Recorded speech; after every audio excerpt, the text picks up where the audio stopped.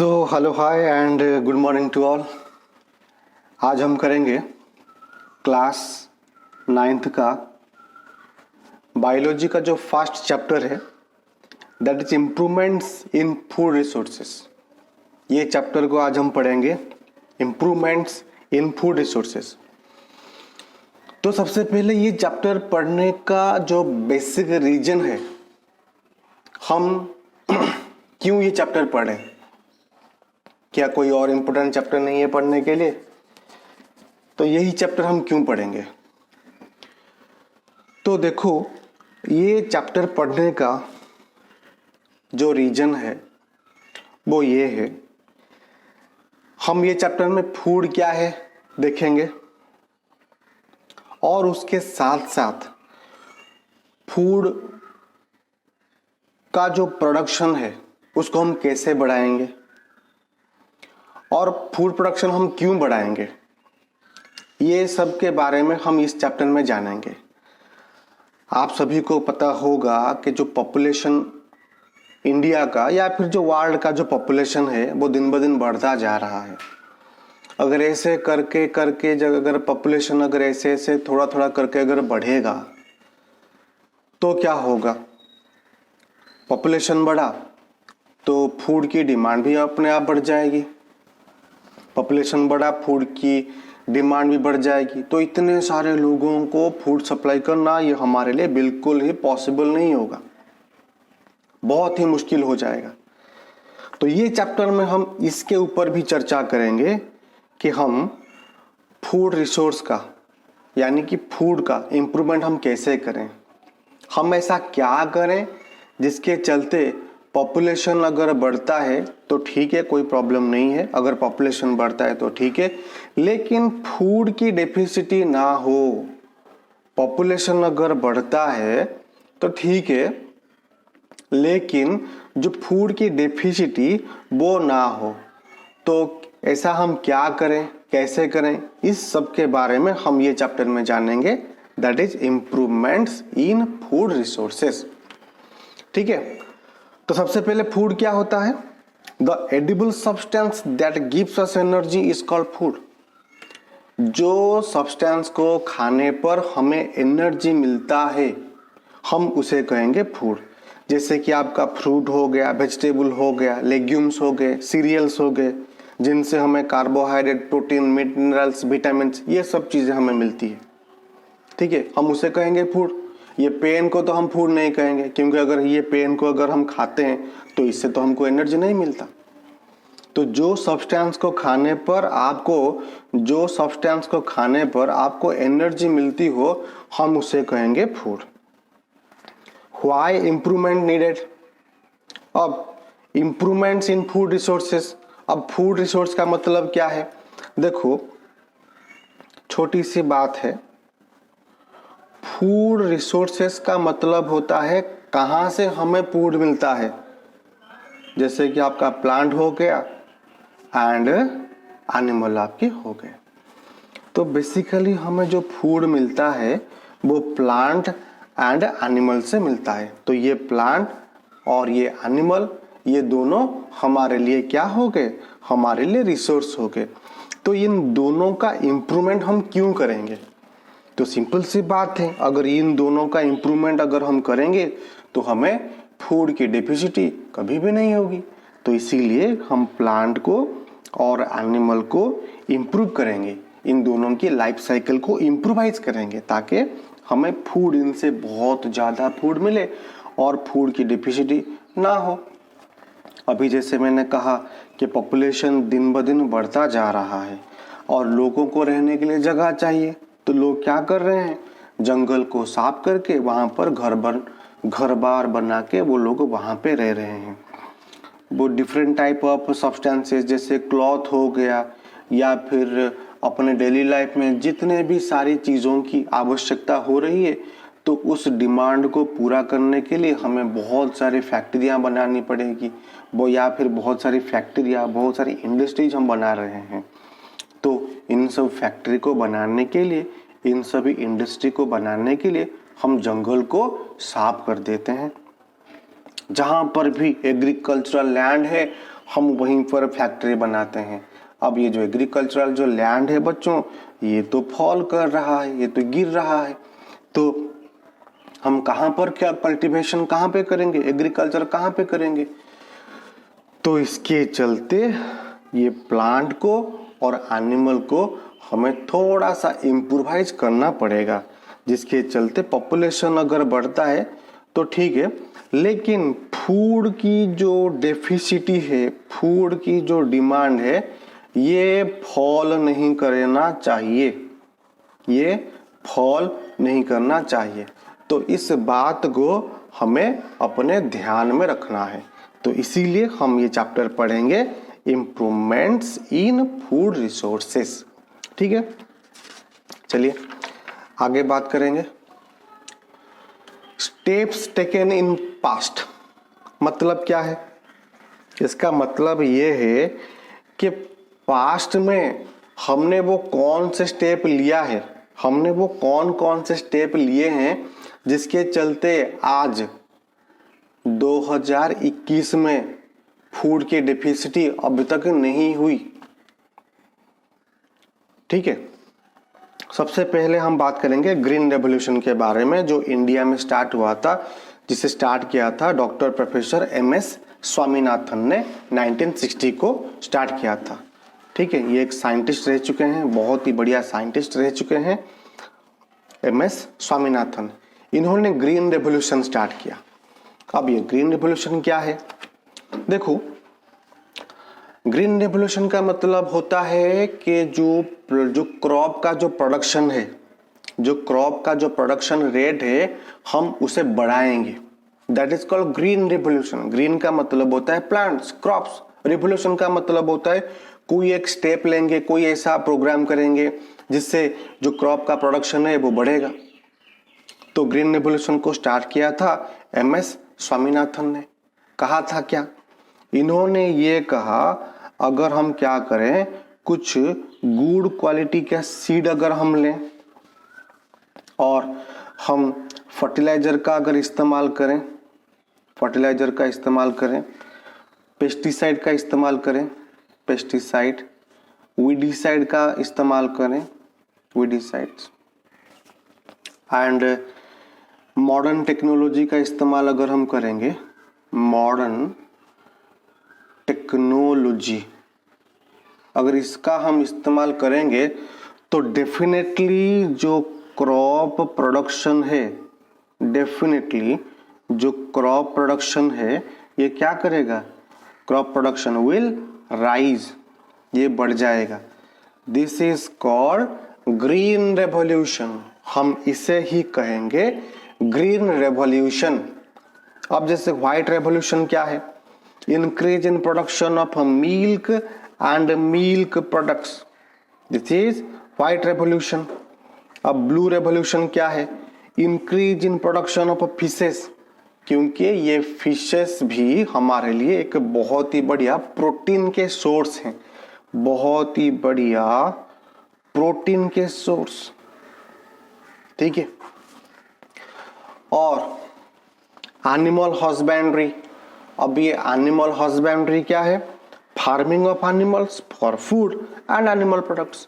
हम एनिमल को पालते हैं जिससे हमें फूड मिलता है, और एनिमल के प्रोडक्ट जैसे कि उनका फ्लैश हो गया, उनके टीथ हो गए, उनका स्किन हो गया, etcetera.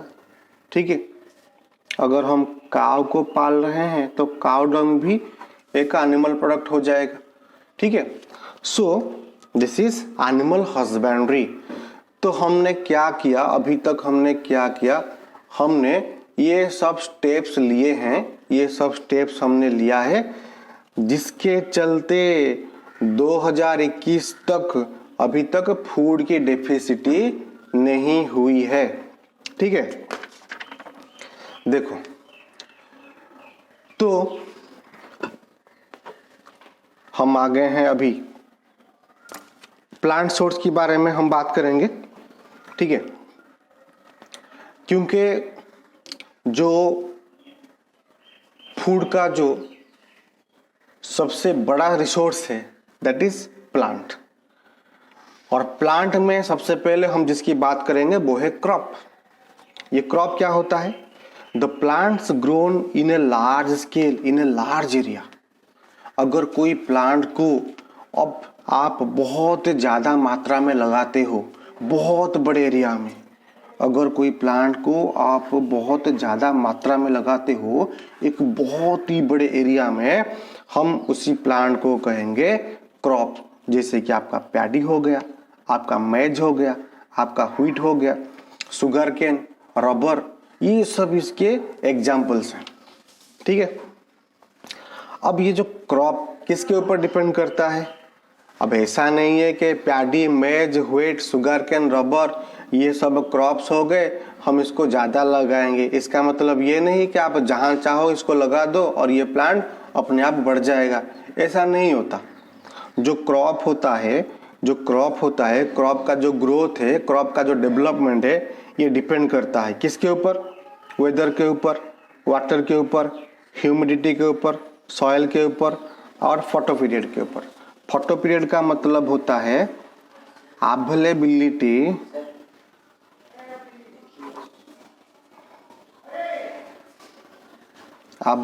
Of sunlight. Photo period का मतलब होता है अवेलेबिलिटी ऑफ सनलाइट। तो ये जो क्रॉप है इन सभी फैक्टर के ऊपर डिपेंड करता है। ये जो क्रॉप है इन सभी फैक्टर के ऊपर ही ज्यादातर डिपेंड करता है। ठीक है। अब नेक्स्ट हम बात करेंगे टाइप्स ऑफ क्रॉप्स के बारे में। अब ये जो क्रॉप है कितने टाइप का होता है? On the basis of season. ठीक है। On the basis of season जो क्रॉप्स होता है वो 3 टाइप्स का होता है, rabi crop, kharif crop and zaid crop. Rabi crop क्या है? ये रबी क्रॉप को हम विंटर सीजन में लगाते हैं, फ्रॉम अक्टूबर टू अप्रैल। अक्टूबर में हम लगाएंगे एंड अप्रैल के महीने में उसको हम हार्वेस्ट करेंगे। जैसे कि व्हीट हो गया, ग्राम हो गया, पी, मस्टर्ड, ये सब एग्जाम्पल्स हैं। खरीफ क्रॉप क्या है? जो क्रॉप को हम रेनी सीजन में लगाते हैं, जून में लगाएंगे एंड अक्टूबर में हार्वेस्ट करेंगे, दैट इज खरीफ क्रॉप। जैसे पैडी, सोयाबीन, मेज, कॉटन, ये इसके एग्जाम्पल्स। अब ज़ैद क्रॉप क्या है? जो क्रॉप को हम समर सीजन में लगाते हैं उसे हम कहेंगे ज़ैद क्रॉप। अप्रैल में लगाएंगे और जून में इसको हम हार्वेस्ट करेंगे, जिसमें कुकुम्बर, वाटरमेलन ये सब आते हैं। So these are some types of crops और on the basis of seasons. Rabi crop को लगाएंगे विंटर में, खरीफ क्रॉप को लगाएंगे रेनी में एंड ज़ैद क्रॉप को लगाएंगे हम समर में। ठीक है। तो चलिए नेक्स्ट हम बात करेंगे how can we raise crop production. अब जो क्रॉप का जो प्रोडक्शन है, हम क्रॉप प्रोडक्शन को राइज कैसे करेंगे, कैसे बढ़ाएंगे? ठीक है। तो इसके बारे में तो हम ये चैप्टर में पढ़ेंगे। हमारा जो पूरा डिस्कशन रहेगा वो इस पॉइंट के ऊपर रहेगा, how can we raise crop production. सिर्फ हमारी चर्चा इसके ऊपर ही रहेगी, हम क्रॉप प्रोडक्शन को राइज कैसे करेंगे। तो जिसमें हमें 3 मेन इंपोर्टेंट स्टेप्स लेने पड़ेंगे। 3 मेन इंपोर्टेंट स्टेप्स के ऊपर हम बात करेंगे, जिसमें सबसे पहले आएगा crop variety improvement, second step में crop production improvement and third step में क्रॉप प्रोटेक्शन मैनेजमेंट। ठीक है। क्रॉप वैरायटी इंप्रूवमेंट में हम क्या करेंगे? सीड में थोड़ा बहुत हम चेंजेस लाएंगे। क्रॉप प्रोडक्शन मैनेजमेंट हम क्या करेंगे? क्रॉप को नर्चर करेंगे, मतलब क्रॉप को न्यूट्रिएंट्स प्रोवाइड करेंगे। क्रॉप प्रोटेक्शन मैनेजमेंट में हम क्या करेंगे? क्रॉप को सुरक्षा देंगे इंसेक्ट से, पेस्ट से, वेदर से, क्लाइमेट से, ताकि फ्यूचर के लिए हम क्रॉप को या फिर सीड ग्रेन को हम फ्यूचर के लिए स्टोर करके रख पाएं। ठीक है। तो नेक्स्ट हम अपनी चर्चा को जारी रखते हुए अभी डिस्कस करेंगे क्रॉप वैरायटी इम्प्रूवमेंट के बारे में। सो क्रॉप वैरायटी इम्प्रूवमेंट में क्या होता है, थोड़ा सा ध्यान से देखिए। Seed qualities are changed by artificially और बाय प्लांट ब्रीडिंग प्रैक्टिसेस। तो जनरली क्या होता है, ये जो क्रॉप वैरायटी इम्प्रूवमेंट होता है, हम जो सीड होता है, हम सीड में कुछ चेंजेस लाते हैं। जैसे कि आप जानते हो कि सीड में क्या होता है, एक बेबी प्लांट होता है, और वो चाहे प्लांट हो या फिर चाहे एनिमल हो, वो चाहे प्लांट हो चाहे एनिमल हो, सबकी अपनी अपनी कैरेक्टर होती है। और ये जो कैरेक्टर को डिसाइड करने वाला होता है डीएनए, कैरेक्टर को डिसाइड करने वाला होता है डीएनए, जिसका फुल नेम होता है डीऑक्सी राइबोन्यूक्लिक एसिड। तो हम क्या करते हैं, ये जो क्रॉप वैरायटी इम्प्रूवमेंट है, इसके तहत हम सीड के डीएनए में कुछ चेंजेस लाते हैं, तो जिसके चलते हमें एक बहुत ही बढ़िया क्वालिटी का सीड हमें मिलता है, और जिससे हमारा जो प्रोडक्शन का रेट है वो डेफिनेटली, प्रोडक्शन रेट जो हमारा होता है वो डेफिनेटली बहुत अच्छा होता है। तो क्रॉप वैरायटी इम्प्रूवमेंट हम कैसे करेंगे, तो इसके लिए हम करते हैं प्लांट ब्रीडिंग। अब ये प्लांट ब्रीडिंग क्या है? The science of changing the traits, traits का मतलब होता है character, the science of changing the traits और कैरेक्टर्स ऑफ ए प्लांट। किसी भी प्लांट, कोई भी प्लांट हो, उसका जो कैरेक्टर होता है, उसके कैरेक्टर में हम कुछ चेंजेस लाएंगे। आपको जो भी कैरेक्टर चाहिए, मान लीजिए आपको एक प्लांट चाहिए जिसका कैरेक्टर आपको ये चाहिए कि उसमें उसका हाइट कम होना चाहिए, तो आप ये भी कर सकते हो। आपको किसी प्लांट में सीडलेस फ्रूट चाहिए, आप ये भी कर सकते हो। सो ये करने का जो टेक्निक है उसे हम कहते हैं प्लांट ब्रीडिंग। ठीक है, तो ये प्लांट ब्रीडिंग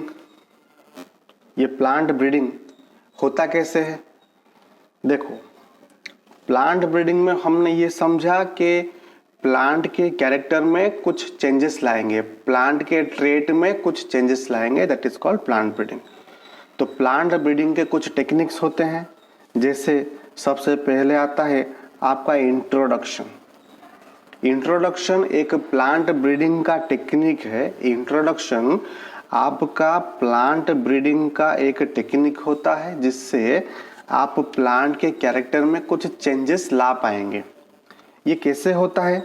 देखो, यहाँ पे लिखा है मैंने, a complete new plant is taken from a place and grown on another place in a new climatic condition. ठीक है, क्या मतलब है इसका? अब मान लीजिए ये कोई प्लेस है जिसका नाम है ए, और ये एक दूर, बहुत दूर और एक प्लेस है जिसका नाम है बी। अब मान लीजिए यहाँ पे कोई प्लांट ग्रो कर रहा है, ये एक प्लांट है। अब ये जो प्लांट है ये सिर्फ ए प्लेस में ही ग्रो कर सकता है, बी प्लेस में नहीं कर सकता। आप अभी क्या करोगे, इस प्लांट को इस प्लेस से निकाल के आप ये बी प्लेस में उसे लगाओगे। तो पहले तो ये जो प्लांट ये बी प्लेस में नहीं था, लेकिन अभी ये बी प्लेस में ग्रो किया। यहाँ का क्लाइमेटिक कंडीशन कुछ अलग था और यहाँ का क्लाइमेटिक कंडीशन कुछ अलग है। अगर ये प्लांट ये दूसरे क्लाइमेटिक कंडीशन में अगर ग्रो करेगा तो कुछ ना कुछ इसके कैरेक्टर में कुछ ना कुछ चेंजेस आएंगे। ठीक है, अभी जैसे मान लीजिए आप किसी होटल के नज़दीक खड़े हो, कोई चाट मसाला, कोई चटपटी चाट मसाले की दुकान के पास आप खड़े हो, तो क्या होगा, आपके मुंह से तो पानी टपकेगा, जाहिर सी बात है आपके मुंह में पानी आ जाएगा। अगर आप मान लीजिए कोई मंदिर के पास खड़े हो तो आपके मन में तो भक्ति की भावना जाग जाएगी। तो इसका मतलब ये है कि किसी भी क्लाइमेट में अगर हम जाते हैं, कोई भी एनवायरनमेंट में अगर हम जाते हैं, तो उस एनवायरनमेंट के हिसाब से हम अपने आप को अडॉप्ट कर लेते हैं, एडजस्ट कर लेते हैं। तो यहाँ पर भी कुछ ऐसा होगा। ये जो प्लांट है पहले ए प्लेस में था, लेकिन जब उसे हमने बी प्लेस में ले आए तो यहाँ पर उसे एक दूसरा एनवायरनमेंट मिला, तो जिसके चलते इसके कैरेक्टर में कुछ चेंजेस आया। This method of plant breeding is known as introduction. ठीक है, तो नेक्स्ट है सिलेक्शन। अब ये सिलेक्शन क्या है? ये हमारे पूर्वजों के जमाने से ये चलता आ रहा है। अब इसके ये क्या है, इसको थोड़ा सा ध्यान से समझें। अब मान लीजिए यहाँ पर कुछ प्लांट्स मैंने लगाया है, नारियल के कुछ प्लांट से। थोड़ा सा ध्यान से देखिए एग्जाम्पल को। नारियल के कुछ प्लांट मैंने यहाँ पे लगाया है, ठीक है। ये एक एग्जाम्पल के तौर पे मैंने आपको बता रहा हूँ यहाँ पे कोकोनट। अब ये बीच में ये जो ब्लू कलर का जो प्लांट आप देख रहे हो, सपोज कीजिए इस प्लांट के पास यहाँ पर सिर्फ इतना ही नारियल है, 1 2 3 1 2 3 1 2 3 4। लेकिन यहाँ पर ये जो प्लांट है कोकोनट का, मान लीजिए इसमें ढेर सारे कोकोनट्स पाए गए, ठीक है। तो हम क्या करेंगे, तो इनमें से ये सबसे अच्छा प्लांट है, इस प्लांट को हम सिलेक्ट करेंगे और इस प्लांट को ही बार बार हम ग्रो करवाएंगे, ठीक है। A good quality of plant is selected from the population, this is called selection method. इसी प्लांट को हम बार बार ग्रो करवाएंगे, डिफरेंट प्लेस में ग्रो करवाएंगे, तो जिसके चलते यहाँ पर इसके कैरेक्टर में भी बहुत सारे चेंजेस आ पाएंगे। This is known as selection method, ठीक है। अब नेक्स्ट हम देखेंगे हाइब्रिडाइजेशन मेथड। अब ये हाइब्रिडाइजेशन क्या है? Two plants having desired characters are crossed and seeds developed, ठीक है। अब मान लीजिए ये एक प्लांट है और ये कोई दूसरा प्लांट है, ठीक है। अब यहां पर ये जो प्लांट है, मान लीजिए this is a male plant और ये एक फीमेल प्लांट है। मेल प्लांट का जो रिप्रोडक्टिव पार्ट होता है दैट इज एंथर, इसे हम स्टामेन कहते हैं, स्टामेन। ये एंथर एंड फिलामेंट दोनों से बना होता है। फीमेल पार्ट का जो रिप्रोडक्टिव पार्ट होता है, फीमेल प्लांट का जो भी रिप्रोडक्टिव पार्ट होता है, हम उसे कहते हैं पिस्टिल। ये बना होता है किससे? ये बना होता है स्टिग्मा, स्टाइल एंड ओवरी, ये तीनों से बना होता है। तो मैं अभी क्या करूंगा, यहाँ पे जो मेल गैमेट बनेगा दैट इज पोलन। ये है मेरा मेल गैमेट पोलन। और यहाँ पे जो फीमेल गैमेट बनेगा दैट इज ओभा, या फिर मैं इसे एग कहूँगा, एग। अब ये जो मेल गैमेट है, ये जो मेल गैमेट है, ये फीमेल गैमेट के पास ट्रांसफर होके आएगा। जो मेल गैमेट है ये फीमेल गैमेट को फीमेल गैमेट के पास ट्रांसफर करके आएगा। इसी मेथड को हम कहेंगे pollination. This is called pollination, ठीक है। तो इस मेथड से हम क्या करेंगे, इस मेथड से हम क्या करेंगे, नए नए प्लांट्स वैरायटी, नए नए टाइप के सीड्स हम डेवलप कर पाएंगे। This is known as hybridization. Two plants having desired characters are crossed and seeds developed. ये एक प्लांट है, ये कोई मेल प्लांट है और ये कोई फीमेल प्लांट है। मेल प्लांट का जो रिप्रोडक्टिव पार्ट होता है दैट इज कॉल्ड स्टामेन, ये आंथर एंड फिलामेंट से बना होता है। फीमेल पार्ट का जो रिप्रोडक्टिव होता है, फीमेल प्लांट का जो भी रिप्रोडक्टिव पार्ट होता है दैट इज कॉल्ड पिस्टिल, ये बना होता है स्टिग्मा, स्टाइल एंड ओवरी से। मेल प्लांट का जो भी रिप्रोडक्टिव गैमेट होता है that is called pollen and female plant का जो रिप्रोडक्टिव सेल होता है दैट इज कॉल्ड ओवा। ये पोलन ये ओवा के पास ट्रांसफर करके आएगा, this method is known as pollination, और इससे बनेगा क्या, एक जाइगोट बनेगा। जब भी आपका male gamete and female gamete combine करेंगे तो बनाएंगे जाइगोट, एम्ब्रियो बनाएंगे, और जिसके पास डिजायर्ड कैरेक्टर्स होंगे। जो भी कैरेक्टर आप चाहिए, जो भी कैरेक्टर आपको चाहिए उस कैरेक्टर वाला दो भी प्लांट ले आइए और दोनों को फर्टिलाइज कर दीजिए, पॉलिनेट कर दीजिए, आपको एक नया प्लांट मिल जाएगा जो कैरेक्टर आपको चाहिए। This method is called hybridization. ठीक है। और एक टेक्निक है प्लांट ब्रीडिंग का that is genetic engineering. Genetic engineering ये क्या होता है, ट्रांसफर और modification in genes of a plant. देखिए जो प्लांट का बॉडी है किससे बना है, सेल से बना है। सेल के सेंटर में कौन है, न्यूक्लियस होता है। न्यूक्लियस में एक थ्रेड जैसा स्ट्रक्चर प्रेजेंट होता है, उसका नाम क्या है, क्रोमोसोम होता है। क्रोमोसोम किससे बना होता है, डीएनए से बना होता है। डीएनए के एक पार्ट को, या फिर डीएनए किससे बना होता है, डीएनए जीन से बना होता है। तो हम यहाँ पे क्या करते हैं, टेक्निकली लेबोरेटरी में जीन को चेंज कर लेते हैं या फिर कुछ जीन को हम निकाल देते हैं।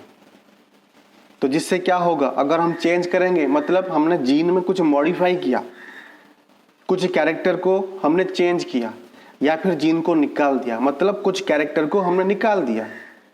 जीन का काम है कैरेक्टर को कैरी करना, जीन कैरेक्टर को कैरी करता है। अगर हमने जीन में चेंजेस लाए मतलब कैरेक्टर में कुछ चेंज किया, अगर हमने जीन को निकाल दिया मतलब कुछ कैरेक्टर को हमने निकाल दिया। तो जिससे जो कैरेक्टर हमें चाहिए उस कैरेक्टर वाला प्लांट हम प्रोड्यूस कर सकते हैं। This method is known as genetic engineering. ठीक है।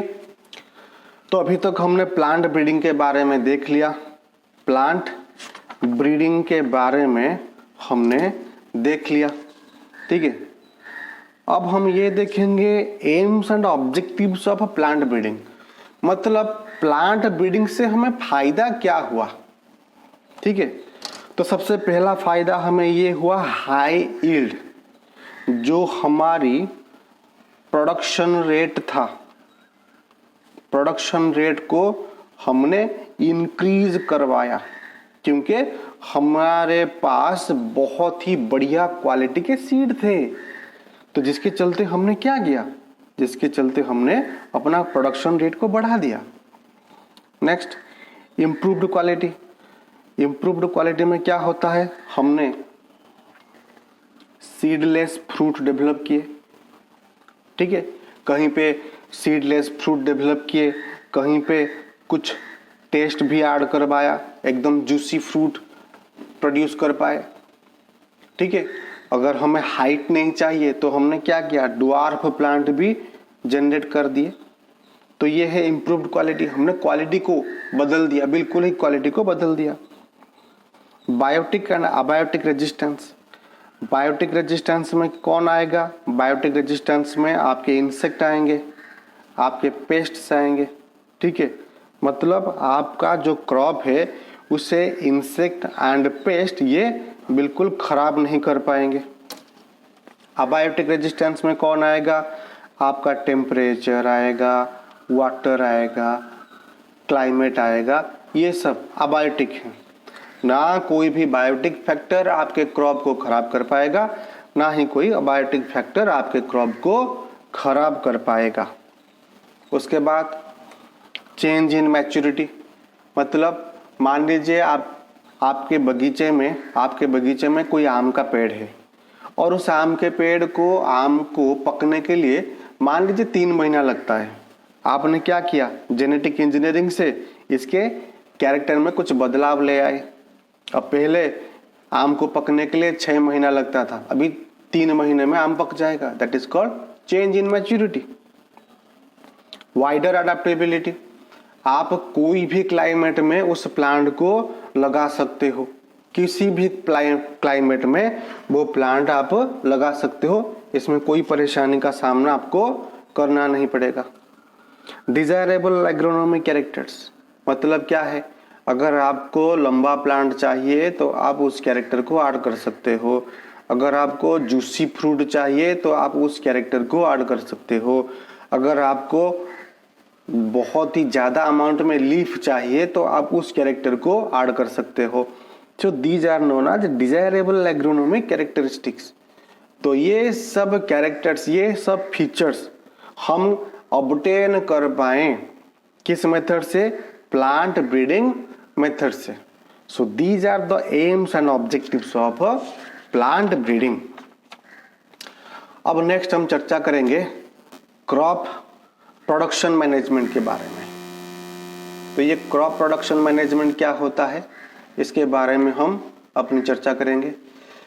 सो देखिए, क्रॉप प्रोडक्शन मैनेजमेंट में क्या होता है, growing of a crops and providing all the nutrients to the crop that are needed and properly storing them. अब क्रॉप प्रोडक्शन मैनेजमेंट में होता क्या है, आपके क्रॉप को जो भी न्यूट्रिएंट्स चाहिए, आपके क्रॉप को जो भी मैन्योर चाहिए, आप उसे प्रोवाइड करेंगे। जो भी मैन्योर चाहिए, जो भी न्यूट्रिएंट चाहिए, वो वाटर चाहिए, आप उसे प्रोवाइड करेंगे ताकि जो आपका क्रॉप है वो सही से ग्रो करे, बहुत ही बढ़िया ग्रो करे एंड इसकी प्रोडक्शन हाई हो। उसे ही हम कहेंगे क्रॉप प्रोडक्शन मैनेजमेंट। तो सबसे पहले न्यूट्रिएंट की बात हम करेंगे। न्यूट्रिएंट्स, अब प्लांट को न्यूट्रिएंट्स चाहिए होता है, टोटल 16 न्यूट्रिएंट चाहिए होता है। प्लांट को टोटल 16 न्यूट्रिएंट चाहिए, ठीक है, अपनी ग्रोथ एंड डेवलपमेंट के लिए। तो कुछ न्यूट्रिएंट्स वो एयर या फिर वाटर से ले लेता है और कुछ न्यूट्रिएंट्स हमें मैन्युअली देना पड़ता है। अभी जैसे कार्बन है तो कार्बन को प्लांट ने एयर से ले लिया, ऑक्सीजन को एयर से ले लिया, हाइड्रोजन को वाटर से ले लिया। तो प्लांट ने कार्बन को एयर से ले लिया, ऑक्सीजन को भी एयर से ले लिया, हाइड्रोजन को वाटर से ले लिया। तो ये 3 न्यूट्रिएंट हो गए। तो बाकी के जो 13 न्यूट्रिएंट्स है, ये 13 न्यूट्रिएंट्स को प्लांट को हमें प्रोवाइड करना पड़ेगा। तो ये जो 13 न्यूट्रिएंट बचे, इन्हें मैक्रोन्यूट्रिएंट्स एंड माइक्रोन्यूट्रिएंट्स में डिवाइड किया गया। अब मैक्रो का मतलब क्या है, जो न्यूट्रिएंट प्लांट जो बहुत ही ज्यादा कंज्यूम करता है, ठीक है, हाईली कंज्यूम्ड, जो न्यूट्रिएंट प्लांट सबसे ज्यादा कंज्यूम करता है, उस न्यूट्रिएंट को हम कहेंगे मैक्रोन्यूट्रिएंट, जिसमें नाइट्रोजन है, phosphorus, potassium, calcium, magnesium and sulphur. Micro का मतलब क्या है, लेस रिक्वायर्ड। तो यहाँ पे ये जो न्यूट्रिएंट्स है, इन्हें प्लांट बहुत ही कम आवश्यक करता है, तो इसे हम कहेंगे माइक्रो न्यूट्रिएंट्स, जिसमें आयरन है, मैंगनीज है, बोरन है, zinc, copper, molybdenum and chlorine.